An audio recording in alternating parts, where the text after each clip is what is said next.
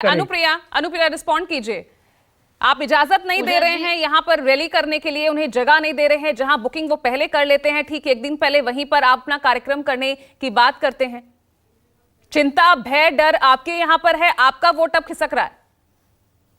पूजा जी, पहले तो मैं बीजेपी के प्रवक्ता जयराम जी को मैं कहूंगी कि कल राम लल्ला आखिरकार भारत में पधार गए। अब राम राज्य की बात तो हो गई, तो कम से कम आपके नाम में जो राम है उसकी सौगंध खा के कहिए कि आपने जितनी बातें बिहार के प्रति कही है वो झूठ कही है। आपके शब्द जो है वो आपके मुख से निकल रहे थे, वो ऐसे लड़खड़ाते निकल रहे थे जैसे आपको लग रहा था कि मैं झूठ बोल रहा हूँ, सच तो बोल नहीं रहा हूँ। बिहार में आपका एक एजेंडा रहा है कि जहां भी आपकी सरकार है वहां राम राज है, जहां आपकी सरकार नहीं है वहां जंगल राज है। बिहार की जनता जानती है कि किन्होंने बिहार को चौतरफा विकास दिया है। और रही बात, अब मैं मुद्दे पे आती हूँ पूजा जी, जो इनकी छटपटाहट है। देखिए, अभी आपने पूछा कि क्या आप बताइए कभी आपने जननायक कर्पूरी जी की जयंती मनाई है? इन्होंने क्या कहा, शताब्दी पहली बार आ रही है। अरे भैया, शताब्दी में 99 भी था, 98 भी था, वो कभी आपने जयंती मनाई? नहीं मनाई, क्योंकि आप कभी भी दलित को, पिछड़ा को, अति पिछड़ा को आप नहीं चाहते कि उसका उद्धार हो। वह आपने जो बताया ना कि हम महिलाओं को 3% आरक्षण, स्वर्णों को 3% आरक्षण और अति पिछड़ा महादलित दलित, यह माननीय मुख्यमंत्री जी ने जननायक कर्पूरी जी के पथ कर्मों पे चलते हुए, उनको अपना आदर्श मानते हुए यह बिहार में डिवीजन किया और लोगों को जो बिहार के मुख्य धारा से जो नहीं जुड़ पाए थे उनको जोड़ने का प्रयास किया। यह मुख्यमंत्री जी की देन थी और उसी देन के कारण जो है हमने आज अपने राज्य में जाति आधारित गणना कराया। उस गणना के बाद में जो रिपोर्ट सामने आती है, उस रिपोर्ट के आधार पे हमने आरक्षण भी बढ़ाया कि हमारी इतनी लंबे शासनकाल के बावजूद अगर कोई जातियां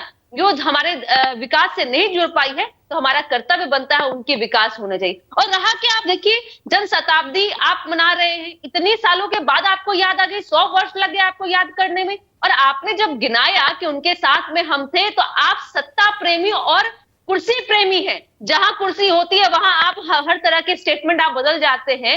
रहा कि आपको राम राज और धर्म से, आप धर्म के अलावा उठ के कभी बात ही नहीं कर सकते हैं। अगर धर्म से ऊपर उठ के आप बात करते तो शायद जो हमने जिस पथ पे हमारे नेता ने चला है उस पथ पे आप चलते, और चला भी आप। लेकिन अनुप्रिया, यहाँ पर तो आपके लिए वाकई खतरे की घंटी हो जाएगी ना। धर्म के साथ साथ यहाँ देखिए आपके वोट बैंक में सेंध लगाने की कोशिश बीजेपी कर रही है।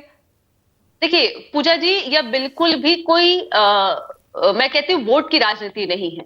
आप जिनको आदर्श मानते हैं, जिनके पथ चिन्हों पे चल रहे हैं, जिनको अपना नायक मानते हैं, उनकी विचारधारा पे बिहार का न्याय हो रहा है, न्याय के साथ विकास हो रहा है, उनको पूजते हैं। कि हम बताते हैं आने वाली पीढ़ी को कि किन्होंने लड़ाई लड़ी है, आपकी जो स्थिति है, किस तरह से अगड़ा पिछड़ा और लोगों को कई समाजों ने पीछे ढकेलने का काम किया है कि आपके उत्थान के लिए कौन काम के लिए आगे बढ़ा है। ठीक है, तो फिर दे दीजिए ना इजाजत, क्यों उनको इजाजत नहीं दी रैली करने की?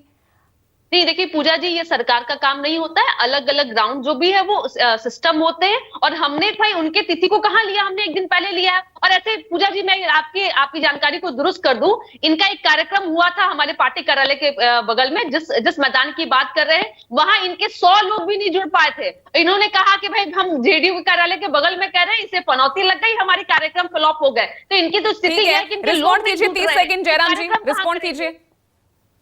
देखिए इनके बातों में कितनी सच्चाई है वो सबने देख लिया। कुर्सी की बात ये कर रहे थे कि सत्ता के लिए, अरे पूरा देश जानता है एक ही व्यक्ति है कुर्सी कुमार, जो सत्ता के लिए गठबंधन चुनाव जीतने के बाद बदल लेता है, पलटू मार, जिसको उनके ही भतीजे लोग कहते हैं। ये सब बातें आपके मुंह से शोभा नहीं देती। बिहार की जनता की बात कर लीजिए। लेकिन जयराम जी, जब जेडीयू यूपी में करने वाली थी अपनी रैली, उन्हें भी आपने इजाजत कहां दी? रैली रद्द करनी पड़ी? उन्होंने इजाजत ही नहीं मांगी थी। आप जेडीयू की चिंता छोड़ दीजिए ना, उनके प्रवक्ता हैं, वो उस पर तथ्य रख लेंगे। मेरी वाक्य एक लाइन मेरी नहीं है, सवाल पूछना मेरा अधिकार है, मैं सवाल पूछ रही हूँ। अरे एक लाइन पूरा तो कर लेने दीजिए। जितने सवाल पूछते हैं पूछिए आप, मैं जवाब दूंगा। आज देख लीजिए, इनको मैं भी कहता हूं, इन्होंने मेरा नाम लेकर कहा, कटाक्ष किया। मैं इनसे कहता हूं, दिल पर हाथ रखकर कहिए, ईश्वर की सौगंध खाकर कहिए, क्या बिहार में कानून व्यवस्था ठीक है? क्या सड़कों पर हत्याएं नहीं हो रही हैं? क्या एक ही परिवार के 3-3 लोग अपहृत नहीं हो गए? क्या सामूहिक बलात्कार नहीं हुए? क्या दारोगाओं की हत्या नहीं हुई? पटना के भीतर 2 महादलित बच्चियों के साथ बलात्कार जैसी घटना होती है।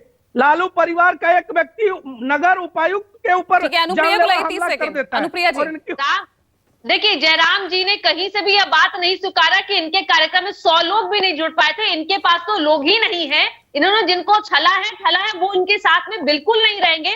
तो ये बात कर रहे बिहार की, मैं फिर कहती हूँ कि राम की सौगंध खा के कहिए कि बिहार जितना सुरक्षित राज्य आपको कहीं नहीं मिलेगा।